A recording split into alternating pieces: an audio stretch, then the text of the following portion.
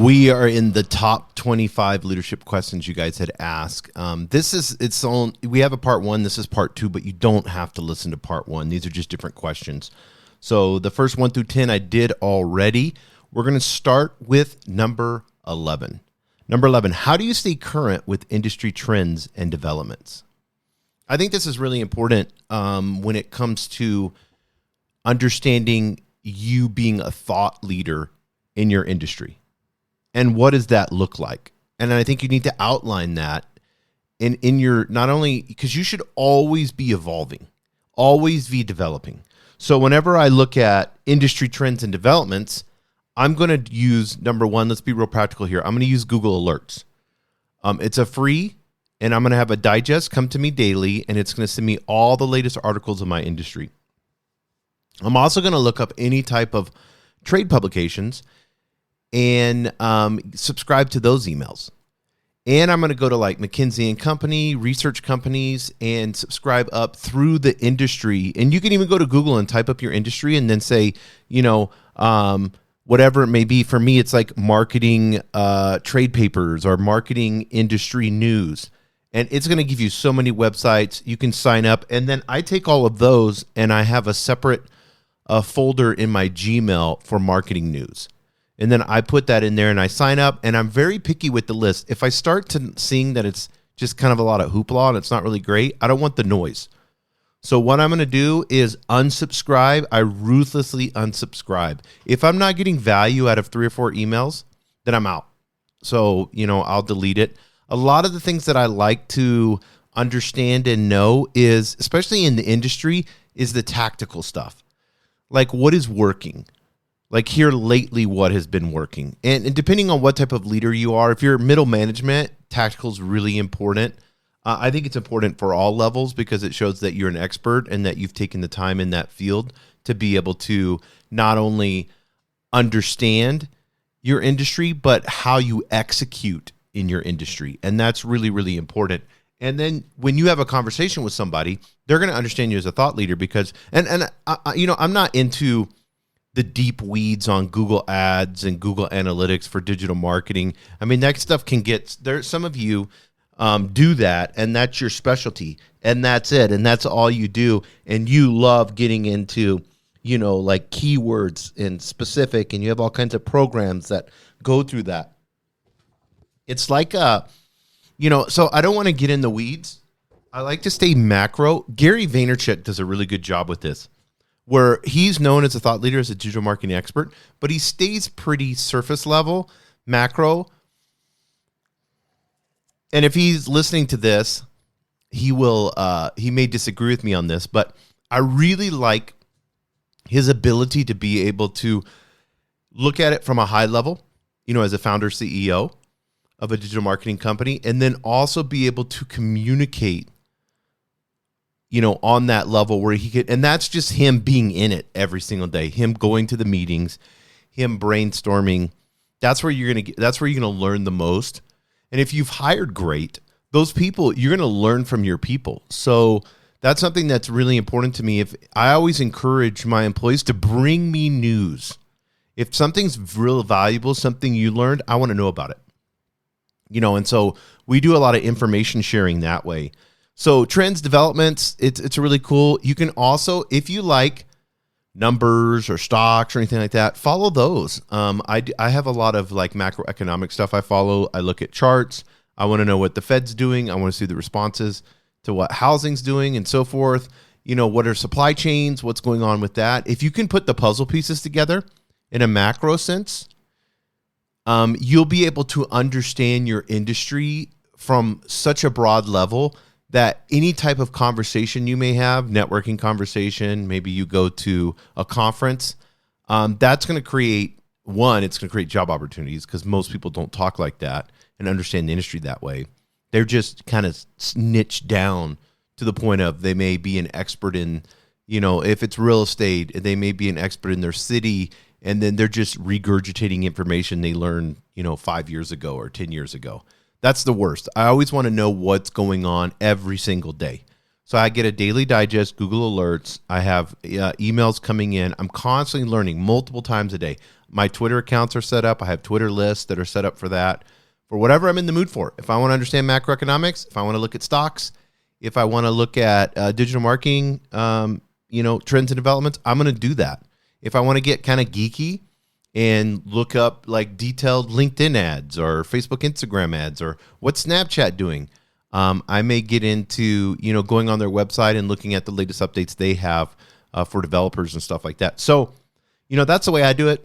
I'm going to keep the answer short. Number 12, how do you balance the needs and interests of different stakeholders? This is something, if you have, let's say you have 5 managers or 5 owners or co-founders or whatever it may be, or 5 people that, let's say you have 5 people that you answer to, and they each have needs and interests. You need to know those. That gives you a superpower. The first thing you should do is ask what's important to them for the company in a macro sense. Say that. Ask them that question. Then ask this. What's important, especially if you're serving them as being a leader, ask them what's important to them with your position. And then identify, these 5 people, identify what success looks like for them and for your department or your team or whatever it may be. Understand that. You can also ask your team and your employees these questions too. What's important to them? What does success look like to them? They may be so misaligned from the vision, and it'll tell you, do I need to do more vision work? Do I need to put the mission out there more? Do I need to make it clear? Most people don't have their mission statement. They don't understand it. They don't know it. If you ask most employees, they have no idea. They may kind of, a few of them.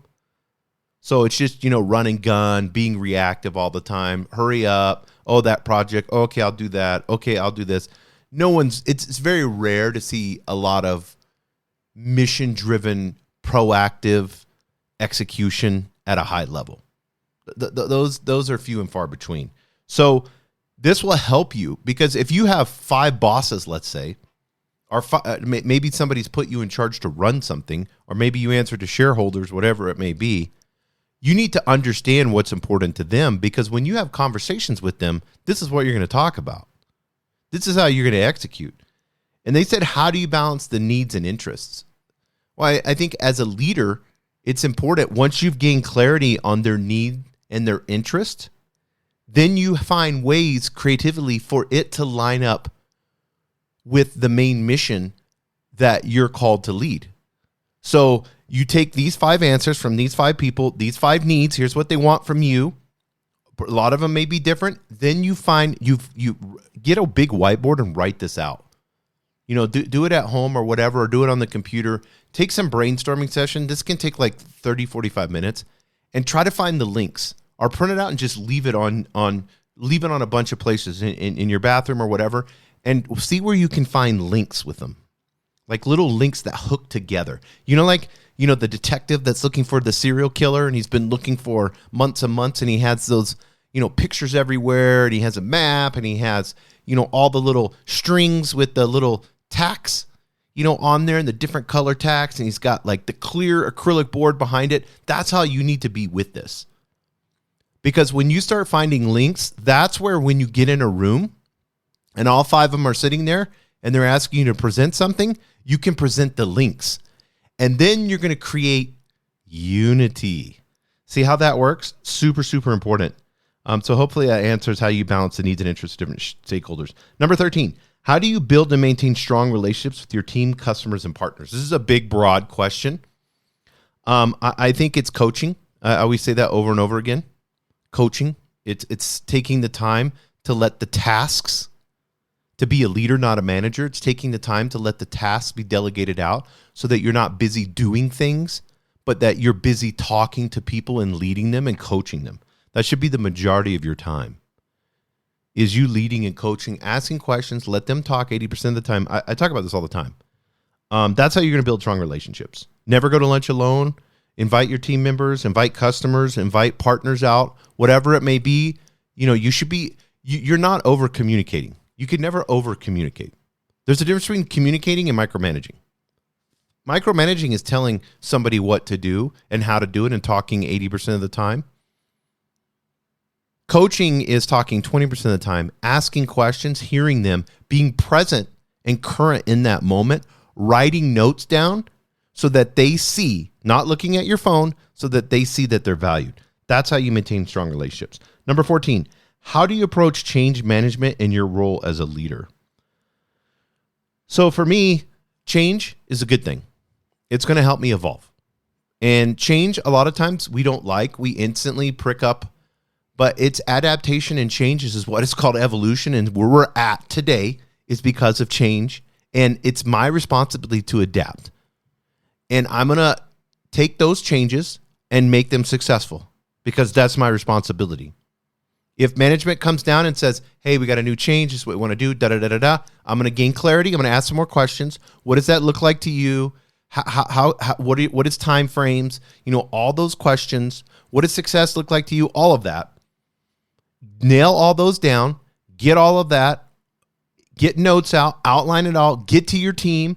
Have a meeting with them and say, hey, here's what's come down. Here's what we're going to work on. I need your guys' input on this. I value each and every one of you. And I want us to come out. We're going to come out with a game plan on how we're going to execute on this. It's that simple. Just take it. It's just another task. Don't bitch about it. Especially don't bitch to your team members about it. As a leader, that's so narcissistic to try to get other people to feel sorry for you all the time. I see that with leaders constantly. Oh, I'm so this, I'm so that, I'm so overworked. Number 14, how do you approach change management in your role as leader? We did that one. Number 15, how do you lead a team through times of uncertainty or adversity? It's the same thing. So when there's uncertainty or adversity, like when COVID first hit and everybody was freaking out, for me, it was making sure that people, one, feel safe. So what does safety look like to you? If there's uncertainty and adversity, I want people to feel comfortable in that. So I want to create an environment where they're feeling comfortable. And this couldn't be COVID. This could be a lot of different things. I led through COVID and we did amazing. And I was really appreciative of the team in that time frame. There was a lot of uncertainty and adversity. A lot of the leaders were scared. Luckily, I had gone through the Marine Corps. I've been shot at and everything else. So this wasn't that big of a deal for me. So for me, it was just kind of making sure. And that's a number one thing. You want to make sure everyone is on mission. First, they feel safe. And then they're on mission. And I had several people tell me, when I come into work, we're practicing distance, we're staying in our offices, all those things. When we leave the office, we wear a mask, those type of things. We don't have a lot of people close together. We put fans out, all of these different things. You guys remember all that. Open windows, cut the heater on a little bit more. All of those different things we did. Let people work from home, but then we had Zoom meetings and we had, we'd drink wine or beer and have conversations. It was, a lot of fun and play games and stuff like that because I wanted them to feel safe. Because when you create safety, now I'm not talking about comfort. See, here's the problem. I can feel safe knowing that my guys have my back as a platoon leader. But I may not be safe, but I feel safe. I'm in a life or death situation. I could get a stray bullet at any time. I'm not comfortable. It's cold outside. It's dark. But I would rather be there with them than anywhere else because we've created cohesiveness.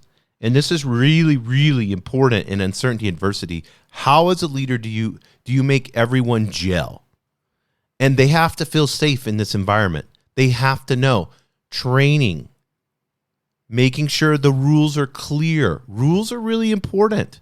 Not rules that are passive aggressive, like, you walk into a bathroom and there's 10 different signs. I walked into a bathroom the other day and literally like the janitor or somebody had put all these little signs everywhere in each stall and all over the place. And like, you can't do this, don't do this, make sure this doesn't happen. Well, either they have a really messy bathroom or somebody needs to have a conversation with him about him doing his job. They're so passive aggressive notes and very negative with lots of exclamation points. I would never want that. I would put affirmations in there. If I'm going to put any signs in my bathroom, it's going to be positive affirmations. It's going to be mission statement, vision, those type of things. So, cohesiveness and reporting, making sure everybody feels safe, over communicate, lots of team meetings. You can even keep them short, but as long as people are free flowing and you can feel that vibe and people are laughing and joking around, and you can have that happen. I've been in a foxhole and been joking around and laughing when, you're getting shot at. So this is a thing that you can look up with military. It's very, very important in whether it's the Marine Corps, whether it's the Navy, the Army, whatever it may be. They all have leadership, and there's tons of leadership books on this out there. But from the military aspect, they have to handle this all the time. So that would probably be your best resource to understand that. Number 16, how do you develop and retain top talent in your team? How do I develop and retain top talent in your team? These are such big questions. So it's hard to always be recruiting. Bartenders, I love. If I can find an entrepreneur or a racehorse, then I'm going to recruit them. I want to talk to them, get their information, give them my business card. I'll go back in there a week or two later, have another conversation with them. I like bartenders. I like people that work out, that are at the gym. You can be recruiting there. Always be recruiting. ABR, always be recruiting. If somebody impresses you with their service, a waiter, waitress, whatever it is, recruit them.